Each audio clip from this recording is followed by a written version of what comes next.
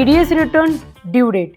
TDS की जो return हम लोग फाइल करते हैं, अगर हम उसकी ड्यू डेट की बात करें तो हर एक क्वार्टर, जब क्वार्टर एंड हो जाता है तो उससे अगले महीने की लास्ट डे को जो है वो टीडीएस की रिटर्न्स की ड्यू डेट होती है।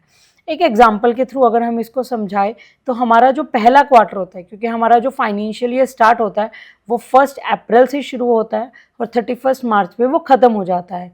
तो फर्स्ट क्वार्टर की अगर हम बात करें तो फर्स्ट क्वार्टर हमारा होता है अप्रैल, मई और जून। तो पहला क्वार्टर जब मेरा ख़त्म हुआ जून में, तो उस जून में अगला महीना अगर हम कैलकुलेट करेंगे तो दैट इज़ जुलाई। तो जुलाई की जो लास्ट डेट हो गई that is 31 July, it is the due date of the first TDS return of that particular financial year. Similarly अगर हम दूसरे क्वार्टर की बात करें तो दूसरा क्वार्टर आता है हमारा जुलाई, अगस्त, सितंबर।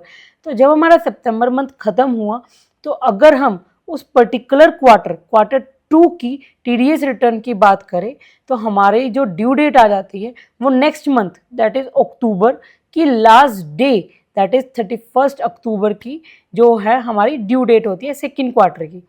अगर हम थर्ड क्वार्टर की बात करें दैट इज हमारे पास आता है अक्टूबर, नवंबर, दिसंबर। तो दिसंबर से अगला महीना कौन सा हो गया? जनवरी। तो जनवरी का लास्ट डे कौन सा हो गया? 31 जनवरी। तो थर्ड क्वार्टर जो हमारा है अक्टूबर, नवंबर और दिसंबर, उसकी जो लास्ट डे है उस क्वार्टर की टीडीएस रिटर्न की जो लास्ट डेट है वो है 31 ऑफ जनवरी। और अगर हम अपने फोर्थ क्वार्टर की बात करें that is January, February and March, तो उसका जो टीडीएस रिटर्न की ड्यू डेट अगर मैं बात करूं तो नेक्स्ट मंथ अप्रैल, और उसका लास्ट डे 30 अप्रैल। क्या 30 अप्रैल होगा? नहीं।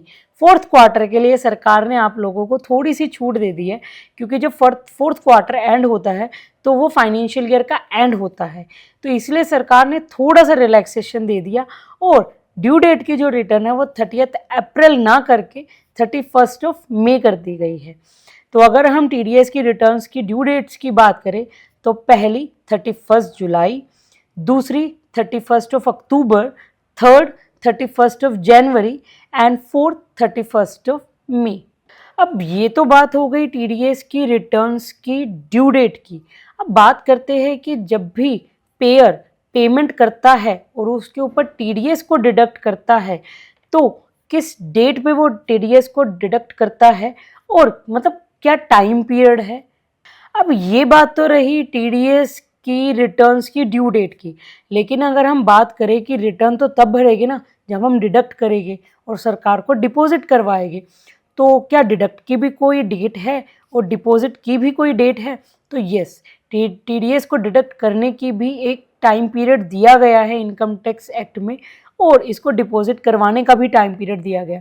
अगर हम डिडक्शन की बात करें तो डिडक्शन में कुछ ऐसा लिखा हुआ है कि टीडीएस का आप डिडक्शन कब करोगे?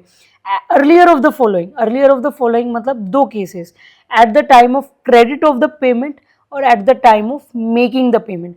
Credit of the payment means मैंने जो है जब मैं जर्नल एंट्री पास कर रही हूँ तो जर्नल एंट्री पास करते टाइम मैंने पेई के अकाउंट को क्रेडिट कर दिया, वो हो गया credit of the payment.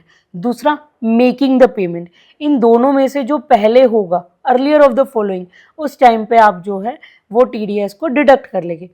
For example कि मैंने जो टीडीएस की क्रेडिट की है पेमेंट वो मैंने की है लेट सपोज 7 जून, ठीक है, और जब मैंने पेमेंट की है लेट सपोज वो मैंने की है 10 अगस्त। ये हुआ जून में और ये हुआ अगस्त में। जून में क्या हुआ था? क्रेडिट कर दी गई पेमेंट, और हमारा अगस्त में क्या हो गया? पेमेंट कर दी गई है। तो अर्लियर ऑफ द फॉलोइंग कौन सा हो गया? जून मंथ अर्लियर हो गया ना। तो जिस टाइम आपने पेई को क्रेडिट कर दिया गया है अपनी बुक्स में, आपको उससे अगले महीने की 7 डेट को जो है वो टीडीएस को डिपॉजिट करवाना होगा। मतलब डिडक्शन कब होगी? डिडक्शन तो होगी 7 जून को। जिस टाइम आप क्रेडिट कर रहे हो पेमेंट को उसी टाइम आप जो है वो टीडीएस को डिडक्ट कर लोगे। और डिपॉजिट कब करवाओगे? डिपॉजिट करवाओगे 7 of the next month when the TDS is to be deducted. जब भी आपने टीडीएस डिडक्ट किया है उससे अगले महीने की 7 डेट को आपको सरकार को जो है वो टीडीएस को डिपॉजिट करवाना पड़ता है। अब हमने डिडक्शन की बात कर ली। अब हमने डिपॉजिट की भी बात कर ली और हमने रिटर्न्स की भी बात कर ली, लेकिन जब भी हम रिटर्न्स को भरते हैं तो एक बहुत ज़रूरी सूचना कि रिटर्न्स भी दो तरीके की होती है। टीडीएस रिटर्न में दो फॉर्म होते हैं, एक फॉर्म 24Q, एक फॉर्म 26Q।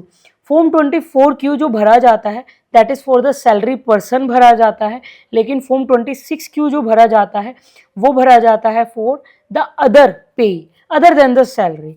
और जब हमने टीडीएस की रिटर्न भर दी है तो उसके बाद टीडीएस सर्टिफिकेट ये अपने आप ही जनरेट हो जाता है, सिस्टम पे जनरेट हो जाता है, और वो भी दो तरीके का होता है, एक फॉर्म 16 और एक फॉर्म 16A। फॉर्म 16 जो होता है वो फॉर द सैलरीड पर्सनस के लिए होता है and form 16A other than the salaried के लिए।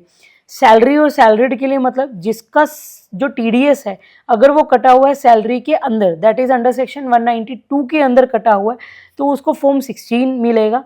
लेकिन अगर फॉर एग्जांपल मैं हूँ, मेरा जो टीडीएस कटा हुआ है वो अलग अलग सेक्शन में कटा हुआ है, 192 के अंदर नहीं कटा हुआ, तो मुझे फॉर्म 16A मिलेगा। लेकिन अगर मेरा सैलरी के ऊपर भी कटा हुआ है टीडीएस और अदर देन सैलरी के ऊपर भी टीडीएस कटा हुआ है तो मेरे को दोनों फॉर्म मिलेंगे, फॉर्म 16B और फॉर्म 16A।